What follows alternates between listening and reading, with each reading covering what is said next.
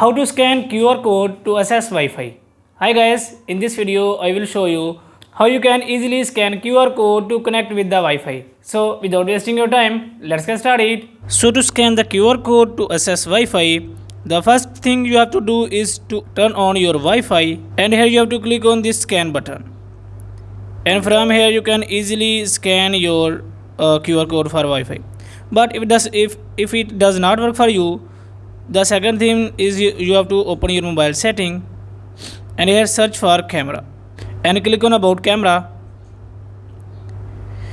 and here you have to scroll up and here you can see scan QR codes. If this option is disabled, then you cannot scan the QR code to access your Wi-Fi. You have to turn this option on. So if this option is enabled, then you can easily access the QR code or Wi-Fi through QR code very easily.